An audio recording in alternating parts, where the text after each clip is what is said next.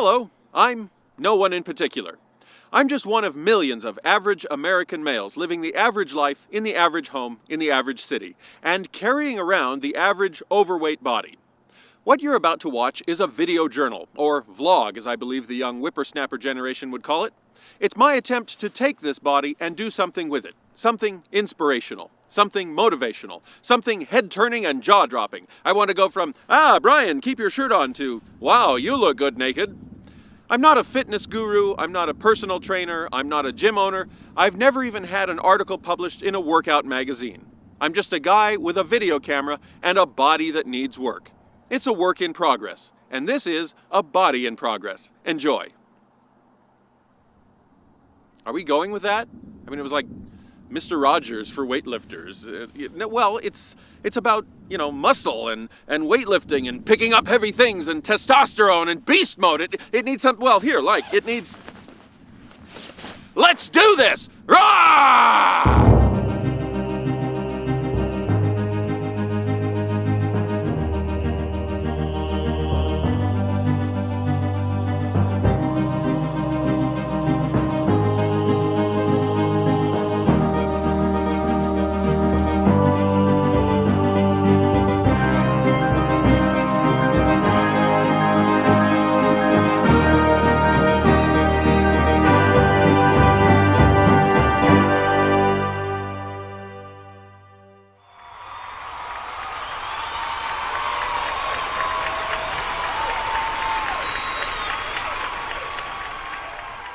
My name is Brian Johnson, and this is my story. So who am I? I'm a 44-year-old male living with his wife and 3 children in the city of Redmond, Oregon. Over the course of my life, I've been a burger flipper, I've pumped gas, I've moved furniture, I've been a security officer, I've been a carny at a county fair for a few days, I've been a drama and speech teacher for 6 years, and I currently split my time between 2 part-time jobs. I'm a cashier at a grocery store and a camera operator for the local cable TV company. In the summer of 2000, I married my college sweetheart, Veronica Lake. No, not that Veronica Lake, that Veronica Lake. She was rather fond of her last name and somewhat of a resemblance to the famous movie actress, but she did surrender and take my last name, and then I ripped her from her native land of Michigan and dragged her out here to Oregon. A few years ago, she took up an interest in quilting, and since then she has opened one of those Etsy shops online, and her business has exploded. Arthur is my teenage son who has a passionate love for chess, and he very much enjoys all things logic-based, like logic puzzles and codes, and he's recently taken an interest in computer coding.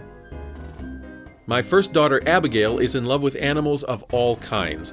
Little puppies and kittens and bunny rabbits will bring the biggest smile to her face. But it's not just the fluffy, cute ones. She will come running into the house proudly carrying a bug or a spider or a worm that she's caught, just thrilled to be holding something that's alive. My second daughter, Madeline, is something of a wild child, rather a loose cannon. We're not quite sure what she wants to be or what she has an interest in. She has said she has an interest in being a builder, but that was yesterday, so who knows. From my very earliest ages, all of my interests in life have revolved around performing. I've been interested for a long time in stage acting, and I have a lot of fun with that. I also enjoy directing for the stage. It was my job as a school teacher, and after that I went on to direct 7 plays for the community theaters of Central Oregon, and right now I am actually working on directing my 8th play, which will be coming out in February of 2019. But my primary life passion, my big dream, is film production. Since graduating film school in 1998, I have created 5 short films, 2 of which have gone on to become prize winners, and I do hope someday to direct a feature-length film and, if possible, get it shown in an actual movie theater. And then if I were filling out some kind of trivial online social media profile, I would say that my favorite movie is The Adventures of Baron Munchausen by Terry Gilliam. My favorite book is The Count of Monte Cristo. My favorite composer is Danny Elfman. And my favorite color is red. But the first chapter or episode of any tale is never actually the beginning of the story. There's always information that came before that. In film production, we call that backstory. So right now I have 44 years of backstory. And I feel that in order for you to fully understand who you're watching and what you're watching as we go forward, it's important for me to take the rest of this video to talk about who I am, how I got here, and how my body got here.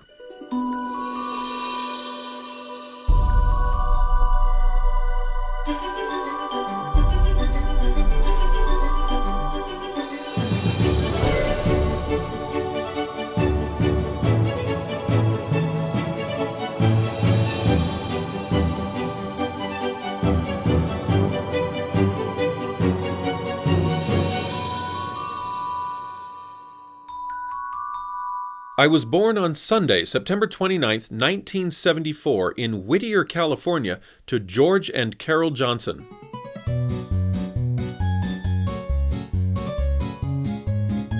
I spent the first 6 years of my life in La Mirada, California, and then my family moved to Salt Lake City, Utah for 6 years, and then they moved to Long Island, New York for 3 years. It was on Long Island that I hit my teenage years and became very tall and very skinny. At the start of my high school years in the summer of 1989, my family moved to Trumbull, Connecticut, and it was there that I started to become self-aware of my body, that I started to become self-conscious about my physical being. Not that anything changed, I was still tall and I was still skinny, but I started to become uncomfortable being seen without a shirt on, even in places where it would have been appropriate, like a beach or a pool. I just didn't want to be seen that way. And I started to develop a degree of envy towards some of my friends that I viewed as much more fit or defined or even buff. It was interesting to dig out footage for this video, though, and realize that perception was so much a part of my teenage years. I look back at those guys now, I look back at that footage, and as impressed as I may have been as a 9th or 10th grader, I look at them now and I see ordinary kids like me. It was during those high school years that I first took an interest in getting in better shape. I looked at guys like Chris Morgan, who had athletic definition, and I had a basic desire to look like that someday. In the summer of 1993, after graduating high school, my family moved out to Oregon, and I went to college in South Carolina. At college, things started to change. I started to grow out instead of up. And that actually made my self-conscious feelings that much more acute. I became uncomfortable even in short-sleeve shirts or in dress shirts where the thin fabric meant that you could see the form that was underneath. I acquired the nickname of Sweater Boy among my college society members because I was so frequently wearing sweaters over everything, because sweaters helped me feel hidden or more secure behind a thicker layer of fabric. I don't remember the exact details or the precise timeline, but I do remember that it was in college that I became aware of workout magazines, and the guys on the cover started to inspire me. I wanted to look like them. And so the inspiration of those images, combined with several years of just being unhappy with who I was, finally took my interest in getting in shape and pushed it to a level of actually doing something about it. Something, a little bit. I started to go to the campus gym. It was on very much an on and off basis, and I went without very much knowledge. I had learned a few things from those workout magazines, so I knew about the bench press and curling and stuff like that, but doing it properly and doing it with a routine that would actually provide results, that was still, outside of my thinking. Veronica, will you marry me? I got married in 2000, and my weight problem only got worse, as is typical or stereotypical among newlyweds. I would say it was the late summer and early fall of 2006 where my interest in physical fitness took a noticeable and positive and fairly permanent turn. During that time, I was earning a living as a freelance video producer, mostly for weddings and local events. But I got involved in an email conversation with the owner of a website who promoted fitness models. And we came up with the idea of creating some videos of some of these models, if any of them were interested. And I ended up flying out to Michigan and Ohio on one trip and shooting the footage for 2 DVDs. The first was of Matthew Recknagel. It was a very motivating 3 days to work with him. He was very friendly and very enthusiastic about not only his own fitness, but encouraging others to get in shape too. I then hopped over to Akron, Ohio and worked for 3 days on a video with Jason Borish. Jason was equally inspiring, or perhaps even more so. We spent a lot of time off camera where he would talk with me and encourage me about getting in better shape, where he would share dieting information and workout information, things for me to take home and use as I pursued this goal of better health and fitness. And I also spent some time right back here in Oregon working with the Yoder twins, Aaron and Andrew. Twin brothers who had both taken the same interest in weightlifting and bodybuilding and physique modeling. They worked out together. They jogged together. I met with them to create a DVD about health and fitness, and they were also a very important part of my personal motivation and inspiration. Between Matthew and Jason and the Yoders, September of 2006 had a big impact on my mentality. In fact, I wrapped up that whole adventure on my birthday, September 29th of 2006, and so I used that day as the launch point to finally knuckle down and start making some progress. And I did. I lost 6, 7, 8 pounds, I think, before the knuckling down proved to be not quite as knuckling down as I thought it would be. I lost momentum, and I fell back into just the act of wishing that I could look like these guys.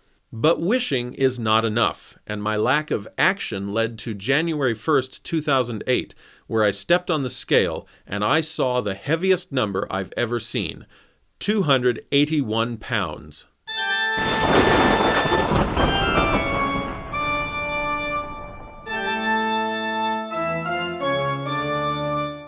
That was the second big turning point for me. I saw that number on the scale and I said, that's it. And once again, I started pushing forward. I got that fire lit inside me. I started going to the gym more consistently. I started eating better. I won't say I was eating right, but I focused a little bit on eating better. And again, I lost some weight, maybe about 10 pounds if I recall, before I lost that momentum again. In 2010, a friend of mine named Dan Ward announced on Facebook that he had finally gotten his personal training certification. I didn't even know he was working for it, but I saw that and an idea came to mind. I thought, what if he were to offer his personal training knowledge and I would follow his training and document the whole thing on video since I love filmmaking? And so we did that. I spent 100 days from June 21st to September 29th learning from him, going in for evaluations, getting knowledge from him, and putting the whole thing on video. Between my own efforts in 2008 and Dan's assistance in 2010, something worked because at the start of 2011, I weighed in at 251 pounds, 30 pounds down from 3 years prior. So at that point, I developed a more long-term vision about what I wanted to achieve. I got some determination, I got out the video camera, I started a YouTube channel, and I went for it. For most of 2011, I was working on my own. I had basic knowledge that I had compiled over the past few years, but I had no real coherent success plan. And then I met Bill Haynes. Bill is a gym owner in Bend, Oregon. He's been a bodybuilding competitor in the past, and at the time, in 2011, he hosted an informal gathering of people interested in bodybuilding called the Central Oregon Bodybuilders Association, and out of curiosity one day, I started attending. Bill's enthusiasm for weightlifting and bodybuilding got me interested in pushing toward a bodybuilding competition. I was a bit naive at the time, but nevertheless, I got excited about that possibility. Bill himself was very enthusiastic about my goal. He gave me a free gym membership for as long as I needed it, and he offered his training services anytime he could squeeze me in. I remember one time I actually got to train with Clayton York of the Oregon State University Beavers football team, who is now a professional MMA fighter in Portland, Oregon. By the start of 2012, I had a full year's worth of episodes up on YouTube, and one of the personal trainers at the Redmond Athletic Club where I work out saw the episodes and took some interest in helping boost me forward. And so Brannigan Dixon gave me 12 weeks of personal training starting in, I believe, January of that year. And then in March of 2012, another personal trainer in the area named Mark Prickett stumbled across my YouTube channel by accident, and he contacted me. We got together, we talked about it, we tried to see was there a way he could benefit my progress and my efforts could benefit his personal training business. And in the end, I got 7 months of free personal training out of it. An incredible time of learning and experience. 2012 ended up being the best year of my life in terms of physical fitness. My weight came all the way down to 211 pounds in October of 2012, 70 pounds down from my heaviest weight. But I discovered at that time that what I had done, or what had happened in my brain unknown to me, was that I had invested all of my sense of momentum and motivation and drive and success in the fact of having these trainers, maybe in the fact of pleasing these trainers and hearing them say good job at the end of a workout. So that when I didn't have a trainer at all, I crashed hard. My consistency at the gym dropped way off, and by the end of 2013, my weight had gone back up to 250 pounds. For the 4 years of 2013 through 2016, my efforts at the gym could hardly be called efforts at all. I was very inconsistent. Early in 2017, I got another little boost when Mark Prickett contacted me again and offered me some training in powerlifting. It was short-lived, but it was a good boost. It was good information, and I did use it to carry me through 2017 and really started to act on it even more in 2018, so that by the time 2018 wrapped up, I would say that was probably my second best year ever in terms of my physical fitness pursuits. So the past 8 years have been very much an up and down, high and low kind of experience. Sometimes a step forwards, sometimes a step backwards, sometimes 2 steps backwards. But I feel like the information I've gathered in that time and the experiences that I've had and the people that I've met regarding physical fitness are now a very important part of my existence. And I feel like, especially with the good year that I had in 2018, and getting out of that slump of 2013 through 2016, I feel like 2019 is a great time to rekindle that fire in my life and to start a video series that I can share with the world and hopefully inspire and motivate others. Anyone who's been with me for the past 8 years, who's been there for all of the starts and stops and highs and lows, may be tempted to ask, okay, Brian, why is this year going to be any different? I don't know. But sitting here at the end of 2018, I just feel it. I just feel like it's time to make 2019 my best year ever for my physical fitness pursuits, and then make each year after that even better. All of that to say, I'm just a guy. I'm not a fitness superstar. I'm not a celebrity. I'm really not even a highly knowledgeable information base for all of your workout needs. I feel like, and I'm hoping that there is a place out there for the story of a guy who's really at the beginning. I know there's 8 years before that, but we'll fill in any details that you're missing as I go. And he's still pursuing it. And if there's one guy out there who is currently a couch potato, and this series of videos inspires him to get off that couch and get out to the gym and start eating right and transform his life, then it will all be worth it. Welcome to A Body in Progress. Here we go.